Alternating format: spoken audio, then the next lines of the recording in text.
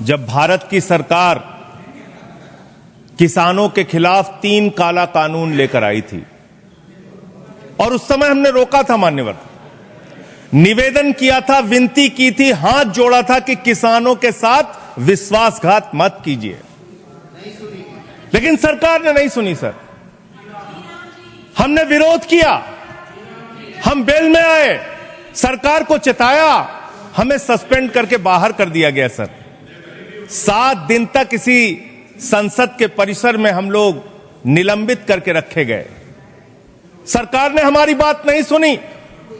1.5 साल तक किसानों ने सड़क पे धरना दिया और 750 किसानों ने अपनी शहादत दी।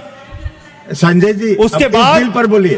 वो उसी पे बोल रहे हैं सर, इसी पे बोल रहे हैं, इसी पे बोल रहे हैं। इस देश का किसान, बोलिए, इस देश का मजदूर, इस देश का अन्नदाता। सर, आपका चेहरा आ रहा है, मेरा भाषण मेरा चल रहा है, चेहरा आपका आ रहा है।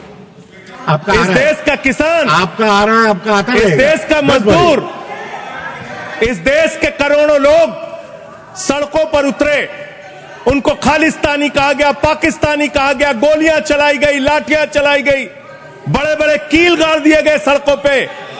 और 1.5 साल के बाद प्रधानमंत्री जी एक दिन प्रकट होते हैं, कहते हैं मेरी तपस्या में कमी हो गई, हम कानून वापस ले रहे हैं। आज मैं आपसे कहना चाहता हूं मान्यवर, यह ऐतिहासिक भूल आप करने जा रहे हैं, यह गुनाह और पाप आप दोबारा करने जा रहे हैं। और इस काले कानून को पास करने के बाद इस देश का मजदूर सड़कों पे उतरेगा, इस देश का किसान सड़कों पे उतरेगा, इस देश का आम आदमी सड़कों पे उतरेगा, जिसके पेट और पीठ दोनों पे आप छुरा मारने का काम कर रहे हैं। यह मैं कहना चाहता हूं मान्यवर।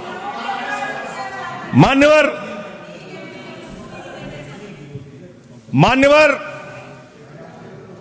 यह बिल किस मंशा और उद्देश्य के तहत लाया गया है? इस बिल को आपने कह दिया जी राम जी बिल है, जी राम जी बिल है। भगवान श्री राम का नाम लेके कितना गुनाह आप अपना छिपाना चाहते हैं, कितना गुनाह छिपाना चाहते हैं? राष्ट्रपिता महात्मा गांधी से आपको क्या समस्या है मान्यवर?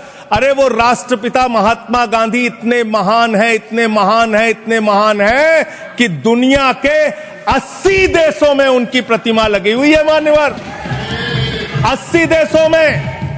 और जब G20 का सम्मेलन हुआ, दुनिया के तमाम राष्ट्राध्यक्ष आए, दुनिया के तमाम प्रधानमंत्री और राष्ट्रपति आए, तो भारत के प्रधानमंत्री को मजबूर होकर उसी राजघाट पर महात्मा गांधी के सामने सर झुकाना पड़ा। वो गोलवरकर की समाधि पे नहीं गए, गांधी की समाधि पे गए। वो गोडसे की समाधि पे नहीं गए, गांधी की समाधि पे गए। मान्यवर, इस बिल को पास कराने के लिए यहां बैठी हुई है, सभी चर्चा में जो भी अपनी बातें कह रहे हैं उसको गंभीरता से सुन रही।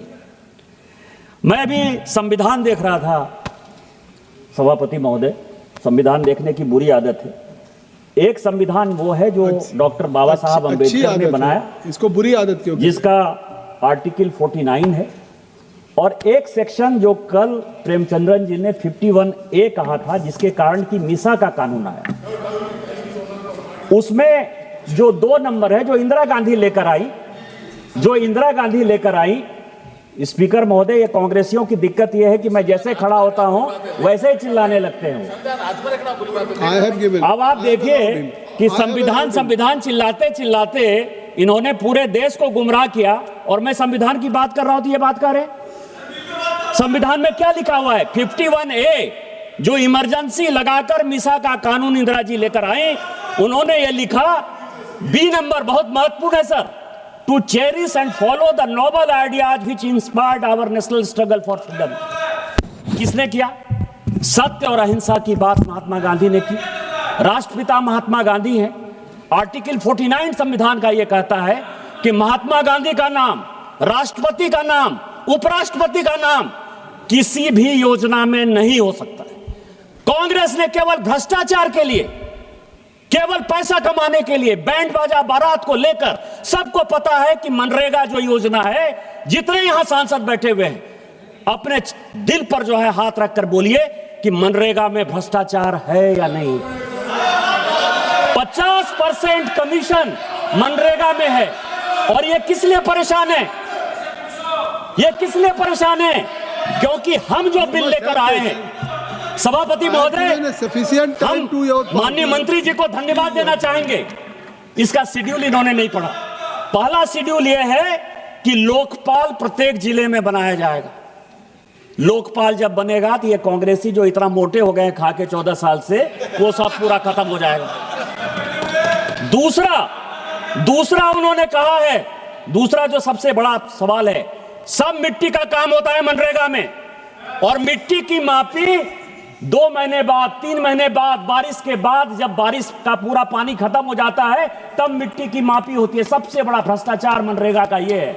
इस कानून में मंत्री जी लेकर आए हैं कि 3 दिन के अंदर मापी होगी। यदि 3 दिन के अंदर मापी नहीं होगी तो उसका पैसा पेमेंट नहीं होगा।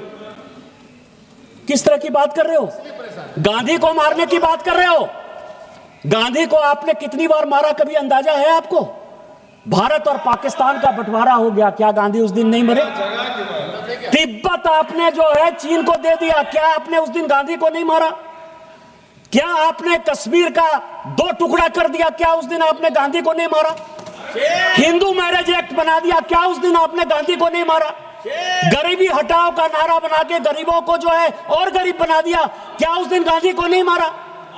साहबानों के केस में आप मुस्लिम महिलाओं के हक को खत्म कर दिए, क्या उस दिन आपने गांधी को नहीं मारा? क्या गौ हत्या के कारण आपने साधुओं पर यहां गोली चला दी, क्या उस दिन आपने गांधी को नहीं मारा? रोज गांधी को मारते हो। और आज जो है, आज यदि हम भ्रष्टाचार खत्म करने की बात कर रहे हैं तो एक कहावत है सर, मैं 2 मिनट में केवल खत्म करूंगा। 2 कहावत है हमारे यहां, चोर चोरी से जाए, तुम्बा फेरी से नहीं जाए, और उल्टा चोर कोतवाल को डांटे।